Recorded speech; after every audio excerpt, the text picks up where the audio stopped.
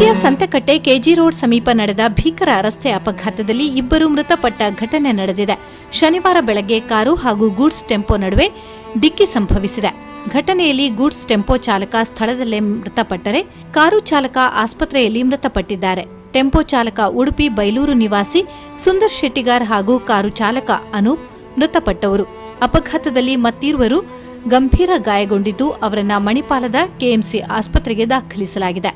ಉಡುಪಿಯಿಂದ ಬ್ರಹ್ಮಾವರ ಕಡೆಗೆ ತೆರಳುತ್ತಿದ್ದ ಕಾರು ಸಂತೆಕಟ್ಟೆ ಕೆಜಿ ರೋಡ್ ತಲುಪುತ್ತಿದ್ದಂತೆ ಡಿವೈಡರ್ ಮೇಲೇರಿ ಬ್ರಹ್ಮಾವರ ಕಡೆಯಿಂದ ಬರುತ್ತಿದ್ದ ಟೆಂಪೋಗೆ ಡಿಕ್ಕಿ ಹೊಡೆದಿದೆ.